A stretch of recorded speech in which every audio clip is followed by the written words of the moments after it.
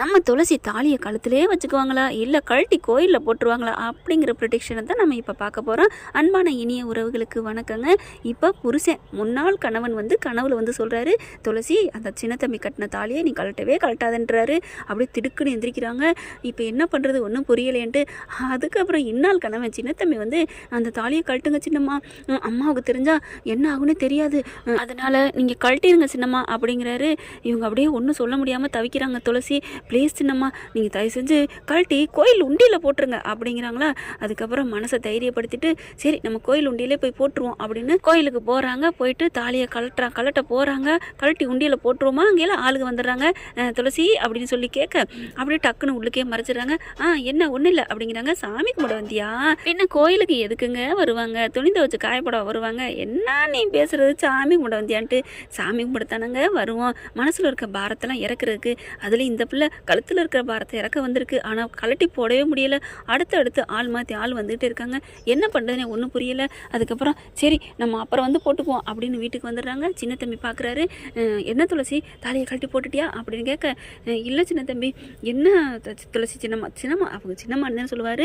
சின்னம்மா நீங்கள் இப்படிலாம் பண்ணாதீங்க சின்னம்மா, நீங்கள் கழட்டி போட்டுருங்க, எனக்கு பயமாக இருக்குது, பக்குன்னு இருக்குது அப்படின்னு சொல்லிட்டு, அதாவது அபிராமி மேலே பயத்திலே அவர் சொல்கிறாரு. அப்படின்னா அபிராமி அத்தை ஏதாவது பண்ணிடுவாங்க அப்படிங்கிற பயத்தில் தான் நீ கழட்ட சொல்கிறியா சின்ன தம்பி அப்படின்னு கேட்க, அது ஒரு காரணம் தான், இருந்தாலும் நான் அம்மு கழுத்தில் தான் நான் தாலி கட்டுவேன், நான் அம்மு தான் நான் உயிராக நினச்சிட்டு இருக்கேன், அப்படி இருக்கையில் இது தப்பு, ஏதோ நம்ம உயிரை காப்பாற்றுறதுக்காண்டி அந்த மருந்தை எடுத்துகிட்டு வரணுமேனு அந்த ஊரில் போய் சொல்லிட்டு வந்தோம், அதனால் துளசி வேணாம் துளசி இதை கழட்டி போட்டுருவோமா அப்படின்னு சொல்ல, நான் கழட்டி போட்டுருவேன், எனக்கு இது பிடிக்கல தான், அது வெறும் கயிறு தான், ஏதோ ஒரு ஆபத்துக்காக நம்ம கட்டினது, அதனால் கழட்டிடலாம் அப்படிங்கிறாங்க.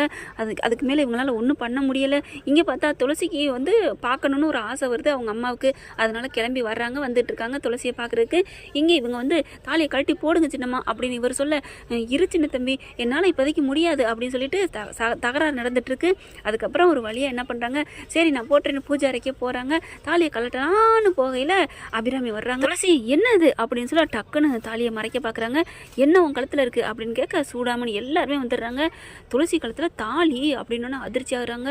அப்படியே பார்க்குறாங்க, துளசி உன் கழுத்தில் அந்த பவானி தாலி கட்டிட்டானா அப்படின்னு கேட்க, ஐயோ அத்தை அதெல்லாம் இல்லை அத்தை, அதானே நான் தான் அவனை போய் சண்டை போட்டு வந்துட்டேனே, அவன் தான் தாலி கட்டலைன்னு சொல்லிட்டானே அப்படின்னு சொல்ல, ஐயோ அத்தை அவன்லாம் கட்டலை, அப்புறம் யாருமா கட்டினது அப்படின்னு கேட்க, யாரா இருக்கும், இவனாத்தான் இருக்கும், 2 பேரும் தானே போயிட்டு வந்தாங்க மருந்து எடுக்க அப்படின்னு சொல்ல, ஆமாம் சின்ன தம்பி தான் தாலி கட்டினாரு அப்படின்னு துளசி சொல்லிடுறாங்க.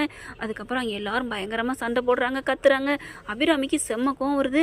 இப்போ என்ன பண்ண போறீங்க, பவானி தாலி கட்ட பார்த்தான் அப்படின்னு துப்பாக்கி எடுத்துட்டு சுட போனீங்க, இப்போ என்ன பண்ண போறீங்க, சின்ன தம்பி தாலியே கட்டிட்டு வீட்டில் இருக்கிறான், இனிமே அவ சின்ன தம்பி வீட்டுக்கு போயிடுவா துளசி, அப்புறம் உங்களுக்கு நாச்சியார் பதவி யாருக்கு கொடுப்பீங்க அப்படின்னு ஏற்றி விடுதுங்க சூடாமணி.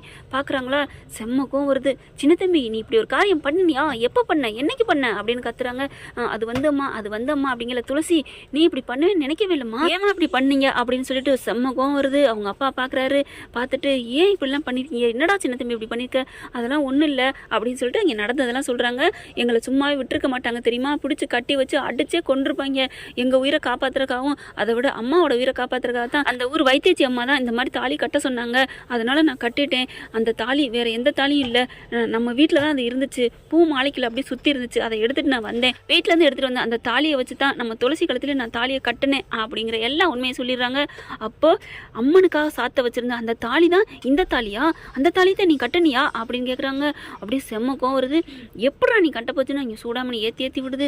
அதுக்கப்புறம் துளசி நீ இப்போ என்ன பண்ண போற, என்ன முடிவெடுத்திருக்க, துளசியை பார்த்து அபிராமி அப்படி கேட்டோன்னே துளசி பார்க்குறாங்க, எனக்கு நீங்கள் என்ன சொல்கிறீங்களோ அதைத்தான் நான் கேட்பேன் அத்தை, நீங்கள் என்ன சொன்னாலும் நான் கேட்குறேன் அப்படிங்கிறாங்க. சின்ன தம்பி வராங்க, அம்மா எனக்கு இது நான் உயிரை காப்பாற்றுறதுக்காகத்தாம்மா நான் கட்டினேன், நான் விருப்பப்படலாம் கட்டலை, எனக்கு அம்மு இருக்கா, நான் அம்மு தான் எனக்கு அப்படிங்கிறாங்க. இவன் ஒருத்தன் அப்படின்னு துளசி மனசில் நினைக்கிது. அதுக்கப்புறம் தாலியை கழட்டி உண்டியில் போடுமா அப்படிங்கிறாங்களா. சரின்னு சொல்லிட்டு அப்படியே தாலியை கலட்டுறாங்க. கலட்டி கழுத்து வரைக்கும் வாய் மூக்கு வரைக்கும் வருது. அப்படியே கலட்ட போயில அவங்க அம்மா வந்துடுறாங்க. துளசி அம்மா நிறுத்துடி அப்படின்னு ஒரு சவுண்டு. எல்லாரும் பார்க்குறாங்க. பார்த்தா அம்மா அப்படின்னு சொல்ல, என்னடி நினச்சிட்டு இருக்க, அது என்ன புடவையா, பிடிக்கலன்னா கழட்டி எறிகிறதுக்கு தாலிடி, அதுவும் எப்பேற்பட்ட தாலி, எல்லாத்தையும் நான் கேட்டுட்டு தான் வர்றேன் அப்படின்னு சொல்லிட்டு, அதுவும் அம்மனுக்காக சாத்தப்பட்ட தாலி உன் கழுத்தில் ஏறிக்குன்னா, அதுவும் அம்மன் கருவறைக்கிலே இந்த தாலி கட்டிருக்காண்டி, இந்த தாலியை நீ எப்படி நீ தூக்கிறிய போச்சு, என்ன சின்ன தம்பி ஏழை அப்படிங்கிறக்காண்டி நீ வேணாம்னு நினைக்கிறியா? அம்மா நான் அப்பெல்லாம் நினைப்பேனா? அப்புறம் என்னடி? எம்மா அபிராமி அம்மா பார்க்குறாங்க. துளசி அம்மா, நீங்கள் உங்கள் பெத்த பிள்ளையா இருந்தால் கட்டின தாலி இப்படி அவுக்க சொல்லுவீங்களா? ஏம்மா இப்படி என் பிள்ளைய மகன்னு சொல்லிட்டு இப்படி பண்ணுறீங்க அப்படின்னு கேட்குறாங்க. அபிராமிக்கு அப்படியே சில்லு தெரிக்குது.